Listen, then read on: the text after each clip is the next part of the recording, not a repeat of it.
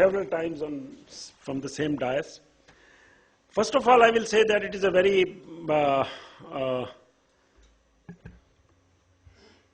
happy to note that some kind of meetings on pipeline integrity are restarting, and I think the first meeting which I remember we did in Bombay in 2006, and where I think the people from all the industries gathered in Bombay, and it was a one-day workshop on pipeline integrity with a very initial ideas on what it should be there and how it will benefit and so on and so forth. And then we started the Indian-Canadian pipeline integrity things, and we did next conference in 2007 in Calgary, Canada. But after that, seeing the poor response, we just didn't do it, and I'm very happy that something is starting. But in the meantime, I am giving lots of lectures and workshops in IQPC. It is a group which carries out lots of offshore and pipeline related courses and workshops in Abu Dhabi, Muscat, Bahrain and Egypt and so many places. So I'm just trying to see that somebody said very nicely in the morning that in India the pipeline integrity has still not started. So the reason can be many, whether our pipeline industry thinks that everything is going on very fine with them, or they think whatever methodology they are doing is good. So I think there is nothing wrong in preserving your asset and enhancing their life by following this approach. So I'm just trying to, like in the morning, the previous chairman said that there is no limit on this topic. One can do a lot. But with our present resources, can we practice integrity approach in our day-to-day things? I think that is what I will give you one nice examples on the quoting itself. Now, we say that oil and gas is the lifeline of any country. The number of platforms, number of crude and gas you generate, and how it is transported and distributed throughout the country, that basically measures how affluent the country is and how strong the country is, because these are the basic things which we try to use in our day-to-day life. So to keep the targeted production, it is required to keep the smooth running of your pipelines without unplanned shutdowns and accidents. I'm not saying pipelines, even your refineries and other kind of plants and things like that. So oil and gas production starts from the deep wells, offshore platforms, underground pipelines, crude gas, and finally it comes to the storage of these crude and finally going to directly to some units or to the refineries or petrochemical plants. Though the effort has been made to keep these plants running the way it is, but I think the first thing is important is the corrosion is the important part of that. And today if you say that I will manage corrosion by a mundane methodology is not right. So one has to approach the corrosion management. And I have very simply write, what is a corrosion management? I mean, people are just making a very hue and cry about corrosion management, but it is basically a combination of 5 main ways in which you have to maintain this thing. Like for example, in your own life, your car, your own body, until and unless you do proper exercise, until and unless you do take good food and sleep properly and take care of all those kind of things, I think you cannot keep yourself fit for, I was just asking Tandon Sahab, what is your age? In 73 age, he is doing lots of work from the pigging of the pipelines. So which means that he is doing all such kind of things. If he leaves one of them, you will find that he will not be that fit as he is today.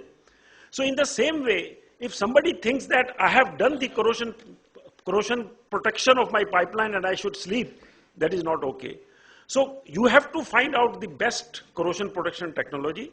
Second, you have to see to it that periodically you have to see that the my system or my plant is working okay or not because of regular change of the environment and things like that.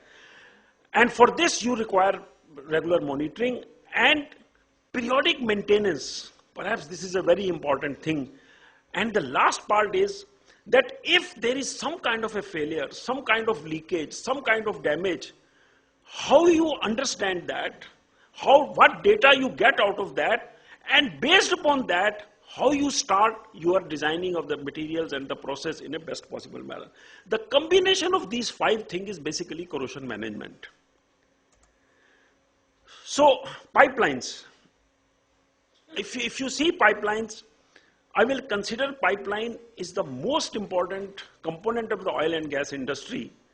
Because if you see a platform is in the remote place or in the sea, and moment the gas or crude comes out of that, then the most important thing starts, that it has to reach the people, it has to reach the plant where it has to be refined to get the things into that, and that has to go to all kinds of crowded places and things like that and various kinds of terrains, and that is where the pipeline becomes a very important thing. So to keep this asset as good as possible with full production and all this kind of things, it is required that there should be a proper strategy, and today we call it as an integrity approach. Now what is the pipeline integrity approach? We call it as higher productivity, greater safety. I think in the morning Mr. Das made it very clear that safety is one of the important things, because which affects all the people, and all your savings, all your these things will go, even if one accident happens, and you will lose billions of dollars into that, and to give the longer life to your so these are the basic components into that. So in order to keep the safety into that, the pipeline accidents is an important thing, and it is not that the pipeline accidents are not happening, and I have just written a few examples here which have happened in the history, and very recently in our country also we have seen 2 fatal accidents. So all these accidents, if you have to make your pipelines and your asset free from such kind of things, so you need an integrity approach like that. So pipeline safety issue is very important, and somebody very nicely mentioned vandalism and pilferage by third party is the most serious problem. Now, Mr. Virender said that it is a serious matter how to do these things. I don't think it is a difficult thing. You have to spend money, you have to create some kind of a situation there, cordon your pipelines on those areas where this kind of approachment is there, and then finally you write that tomorrow if an accident is there, we are not responsible for this thing if life goes into that. So some kind of those kind of directions are required. You see in our country, we are not able to remove a slum because there are lots of dadas and other kind of things who come in front when we want to, rectify the things into that. So you have to give your own, you have to do your own duty to create the best possible methodology for them and leave it to them. But if you don't do that and then accident happen, then they will come to you and say, oh, because of your pipeline we are died and all this kind of thing. So I think earliest possible, you should see how much money you can spend on 10 such kind of places, cordon them off if it is required, or put such kind of things, and after that let the God decide what is written in their fate. Now the first most important part is, the location of your pipeline, what are the vulnerable areas, and what kind of deficiencies you are looking into that. You have to note down and create those kind of things, and that is something where you don't need any kind of a equipment, any kind of a greater technology, except that you have to open the history and see what has happened at various places. Now, integrity approach to the pipeline coatings. Now, what I'm trying to do today is, I'm just giving the one example that without any sophisticated outside equipments and other kind of things. If you have to apply a coating under a normal way or with integrity as an approach, then how these two things will be different. Now, what is the meaning of integrity? And this is a normal term which can be used for human being also. We see in any organization, sometimes one finds that why all the work is given to Mr. X? Because the boss finds him, he is the best integrity in the company. Whenever you do give any work to him, it is done without any problem, without any mistake. And that is exactly the same kind of a thing, that if I have to carry out a job, if it is carried out with that kind of approach, the failure and all the kind of things which we are talking about are not possible at all. Adherence to the moral or ethical principle. Now here it becomes two things. Moral means something, what my conscience says. Ethical means what kind of a approach I have given, whether I follow it to what extent, in toto or to certain extent. And to preserve the integrity, basically it means that it should be sound, it should be unimpaired or in perfect condition for as long as possible. And again, we always try to find, is zero risk achievable in engineering structures? Maybe it is not, but we can always try for that. Can we avoid pipeline failures? Definitely possible. What is the effect of aging with time? And this is a general thing. It is for human body also, and it is true for pipelines or any kind of a structure also. So managing pipelines with better skill, training, inspection and repair is the only solution. Now this is the question which I challenge today to most of the oil and gas industry, refineries and other kind of thing. How much money they spend in making their people suitable for such kind of things. How many times have they made a rule, at least once in a year you have to go and attend a refresher course. You go and attend a training for what you are trying to do. Try to learn something more than what you are doing at.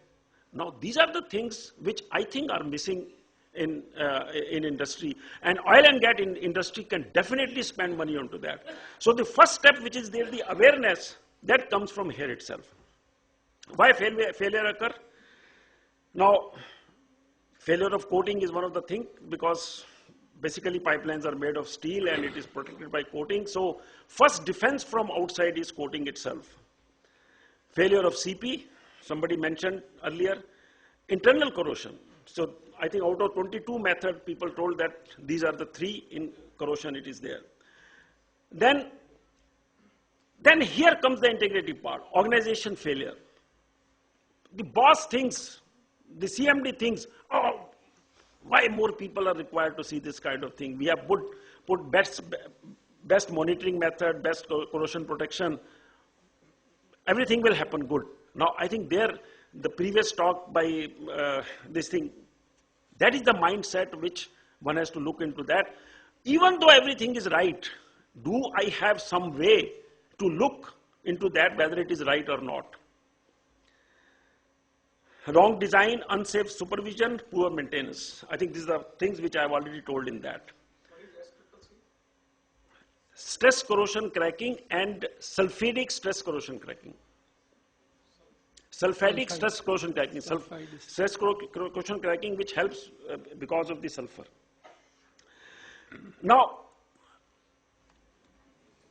I think in the previous lectures they said there are 22 different ways in which damage of the pipeline can occur.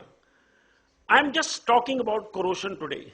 And these 2 pie charts clearly show that in USA, the survey showed that there are around more than 18% failure are due to corrosion. And in another survey, it is shown 19%. So I think 18 to 90 or 20% failure due to corrosion really makes it one of the very important failure mode. So if this mode is tackled properly, I think to a greater extent, you have tackled the pipeline integrity to a greater extent, except for the other organizational things into that.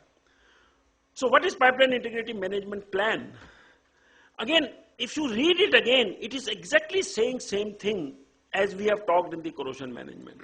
Create a nice plan, create a proper systematic comprehensive process design, check this thing and that, nothing like different than that. So basically you are trying to put the same things in different terminologies and trying to make people make a kind of a hawa, oh, it is asset integrity, it is this. In all the cases, basically it is the same. So now I'm just trying to come to the main topic of this, how pipeline integrity approach can help to achieve the coatings which give design life without any failure. Now, basically we say that any management approach, it starts from the very first thought itself. So what is the very first thought when I have to put a pipeline after even looking at the terrain and other kind of thing? The very first thought is the design aspect of that. Even looking for the composition of the steel which is to be chosen for the pipeline.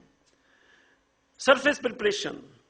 And while carrying out the coating process, what are the important parameters? Uniform thickness, high cathodic disbondment rate, minimum or no holidays in that, high impact strength, good aging characteristics.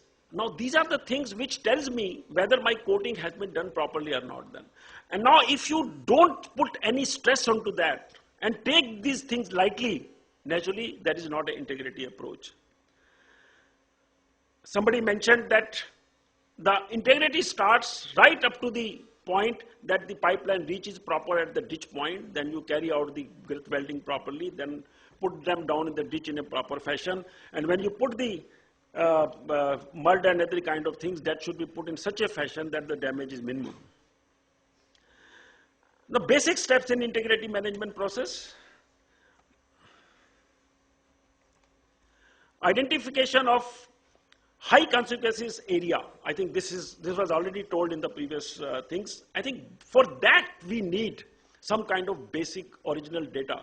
And I was asking Mr. Tandon whether Gas Authority of India Limited or ONGC or Oil and Gas or even now Can Energy is very new, whether they have started keeping a management data. Today my pipeline is in this condition. After 10 years, what are the change has come? After 20 years, what has change has come? I think this is the most important thing, and that will give you a way of deciding what are the vulnerabilities, where are the possible, where leakage or damage due to pilferage, due to what kind of reasons that things can happen.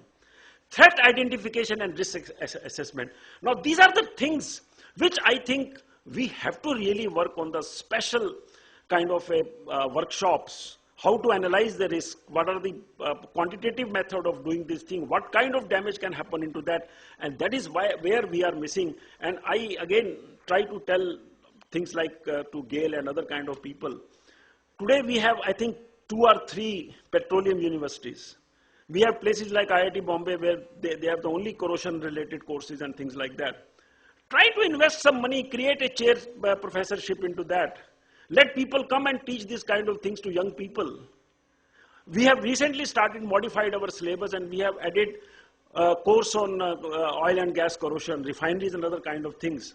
So please try to peep into these kind of things, and for Gale and ONGCs giving 5 lakh rupees a year for a chair professorship in this kind of thing is just peanut. So please look into that. This is also the part of the integrity which I'm just trying to talk about that. I think some of these things are already mentioned. Now, examples of pipeline integrity. So what are the basic issues in the design and pipeline? Better pipeline material, selection to avoid pitting, SCC, sulfatic corrosion, we already told. External coatings backed by cathodic protection, and internal corrosion backed by the thin epoxy or inhibitor injection. Now the first thing starts with the composition of the steel. Now from 1940 onward, there is a gradual change in the composition of the steel. From X42 we have reached X100, and somebody saying they are making X120 also. Now if you see, what is the basic difference into that? Small amount of copper, small amount of tungsten, small amount of titanium. Now all these small amounts are trying to enhance either the strength, or they are trying to take care of the sulfatic corrosion, They are taking care of stress corrosion cracking and these things. But while designing these things, it is important to look into such kind of a table, and and then you see your the crude which is coming into that, what kind of corrosion problem it will cause, and you have to select the suitable things. Now that is the first step of integrity. If you don't choose this thing properly, then you have this problem always. Now this is my pipeline. Now what are the issues in this pipeline? I have an internal corrosion from the crude or the gas. Now it is very clear when the gas comes from the offshore or any kind of initial source, it can be sour, it can be having a lot of humidity, it can be all this kind of thing. But moment it goes to the public, moment it goes to the refinery, it is refined, you remove sulfur, you remove moisture, and then it goes into that. So from that point onward, you see that I don't have any threat of internal corrosion problem. And that's why we don't spend much money on the inside of the pipeline, and that is simply solved by adding inhibitors with various kinds of batch process, continuous process, and so on and so forth. And that solves the problem to it. But there is another problem which comes, which is in the form of drag recession. So if drag is a problem, then you have to do a very thin epoxy coating in the surface, which helps into that. But the biggest challenge today is the external coating. And why it is the biggest challenge? Because if you have 1,000 kilometers of the pipeline, this 1,000 kilometers of the pipeline cannot be same. There will be brackish water, there will be river water, there will be hard sand, there will be mineral sand, wet sand, and so on and so forth. So you first choice comes, you have to choose the best coating which is suitable for this terrain in a proper fashion. And now, since we know that coatings are not permanent, like we say the makeup which ladies do, from morning to evening, either some ladies, keep those things with them, and every few hours they change. Otherwise, by evening, this is totally changed, and again it depends upon what kind of work they are doing, how many files, whether they're dust or dust-free or somebody has fired them. So this change environment from morning to evening basically is the cause of the change of the makeup. And that is what, in 30 years, if you are making a pipeline, and you are not seeing your coating, the coating is deteriorating every day. And since there is no check onto that, so you have to keep an alternative method to check this deterioration, and for that we put cathodic protection. So as far as internal coating is concerned, today I think in India we can carry out the internal coating even up to 8 inch or so. And there is a very good technology, right from surface preparation to everything, it can be done. So it is not a very big technique, and it can be done in a perfect manner. So I'm not going to talk much about that. I'm talking mostly about the external coatings. Again, when we talk about the external coating, we have a parameters like high corrosion resistance, cathodic disbondment, high impact, properties like that. Now, in order to get a coating which has all these properties, and then it gives longer life, we again see the history, right from coal tar. Today we have come to the age of 3-layer PE coatings. And I think people are experimenting a lot of things, but dual-layer epoxy or 3-layer PE coating has become an ultimate, which is considered to be very good, and it has a very good, combination with the cathodic protection and things like that. Then you have a coatings which are for rehabilitation and girth welding and things like that. Now, how the pipeline entry approach can help to achieve the coatings in a better way? I think I have already, this slide is getting repeated. I've already told. Now I'm giving the example. Now suppose this is your pipeline, some part of the pipeline where welding is done. Now if you just leave this thing and as a supervisor just overlooks some of these things, when you do the welding, a lot of spatters are there. And these spatters can, now you can imagine if you carry out the coating over that, suppose you have to carry out total 200 micron thickness. The coating on the spatter, if it is not removed, will be hardly 10 micron. The rest of it will be 200 micron. So what will happen? The coating will fail from here. So when it fails from here, immediately your things start in a cascading way.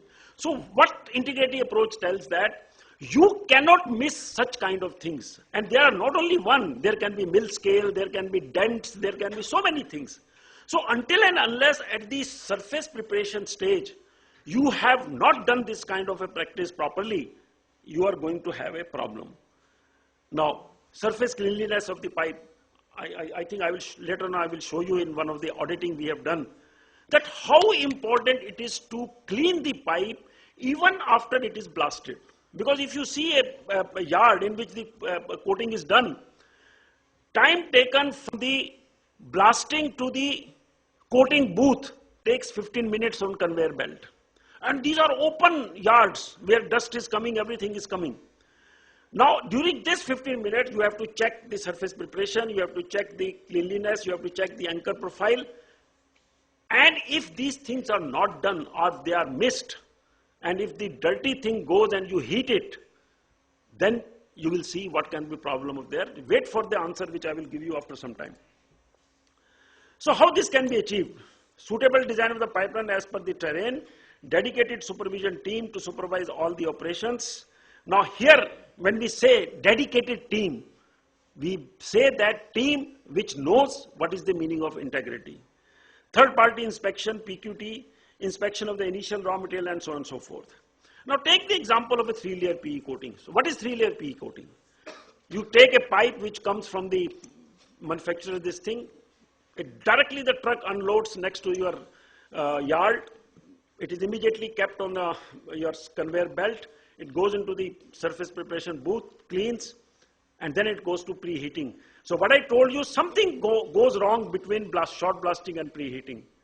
And after preheating to a suitable temperature, you sprinkle the so-called fusion bond epoxy at a particular temperature, it immediately coats. And now after that you have another 2 coatings which you have to do. Now these 2 coatings have to be done within 13 seconds. And these 3 coatings have a different temperatures and conditions, as I will show you in the next slide.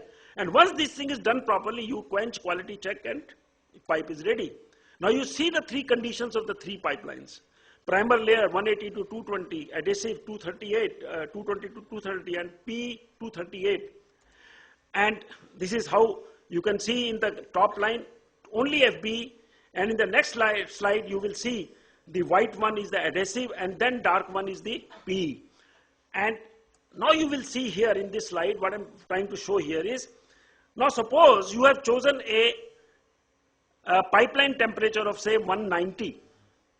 Then you have hardly 12 seconds for the 2 coatings to be done.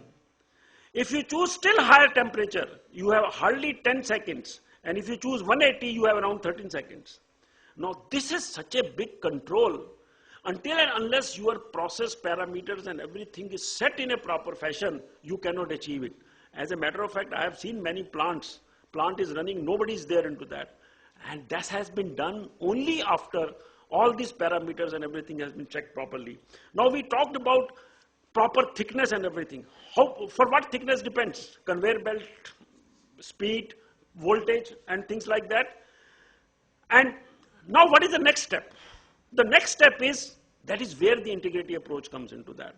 Now we know it the method that once the initial 5 pipes have been coated, they have to go for PQT. They have to go for 48 hours or 24-hour cathodic disbondment, peel stress, and 100% checking of the holiday and things like that is being done. Now these are the 2 things which are very important. What is the indentation test, which has to be passed in any case, cathodic disbondment, which is initially done for 24 hours, and the experiment is to be continued for 1 month. Although if 24-hour test passes, we say, okay, go ahead and start doing this thing. But even after 1 month, if this test fails, all these your 200 pipes which you have done, you have to be recoated into that. Now these are the things which are to be very important from the integrity point of view. Initial powder composition. Now this is one of the biggest problem. If your starting fusion bond epoxy is wrong, which has already been cured and exposed to higher temperature longer time, its curability is already questionable. So it is very important that should be checked in a proper fashion before using it. Now, I think some of the GAIL people are sitting here. In 1999, I did the audit of GAIL pipeline. We had a big team. We went right from the origin of Bijapur, and this is the point of the starting point where from this GAIL pipeline started. I can tell you, and people say that it is the first 3-layer PE pipeline in Europe. It's Europe and Asia. It was first one which we acquired it that.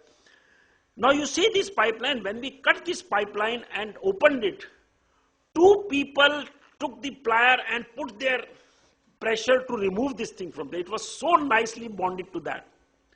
And as you see here, there's hardly any corrosion, any kind of damage, except the fact that the FB thing was a bit less, and that we recommended later on that its thickness should be increased.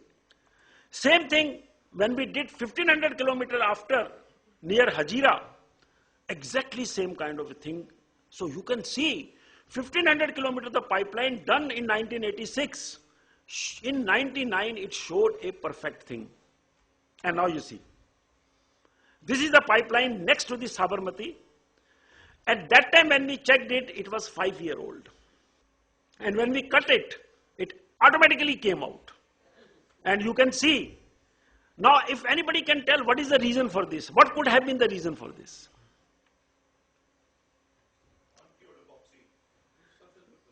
No. No.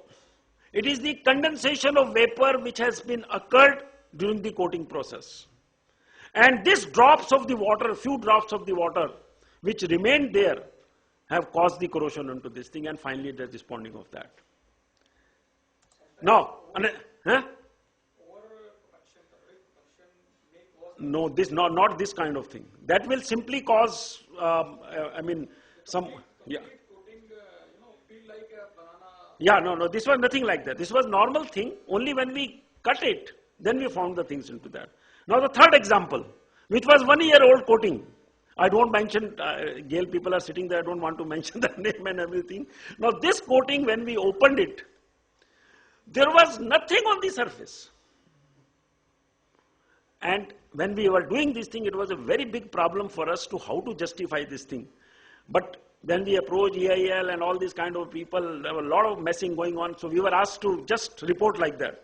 But after 1 year of this thing, it was found the main reason for this disbondment was chloride present into that. That's why I told you in the beginning, they have not checked the chlorides on the blasted surface. And it is the chloride which was, and you know after that GAIL, what decision GAIL took? It is a human error. It is not an integrity approach. So, nothing doing. You put a pre-treatment. And now most of the GAIL coatings are done with pre-treatment in between. Because that pre-treatment will automatically remove any kind of chloride with that kind of phosphating treatment and finally cleaning into that. Now, this is something which is there into that. Now if you see, people say, oh, in such a big kind of a coating, this much of cleaning, 500 kilometers of the pipeline is lying disbonded. It failed somewhere here and there. I'm not telling you which pipeline and where it is. Now, in the same way, you talk about the field joint coating. Integrity of the pipeline is great extent depends upon to that, because this is the area which is prone to, which is a vulnerable area into that. Now, irrespective of so many coatings, people still find perhaps the hot shrink sleeve is one of the best and it gives the best results into that. But this also needs a very critical things. At the site, you have to carry out the proper surface preparation, you have to carry out the cleaning of the welding in a very nice manner, and then the epoxy coat and followed by the so-called heat shrink sleeves, and then followed by all those testing which is done for other area. So only then you can assure that this thing is working into that. So pipeline integrity can be achieved by avoiding following failures: use of coating, cathodic protection, internal coating and corrosion inhibitor. I have just told you into that. Now, cathodic protection, as I told you, is the integral part of that.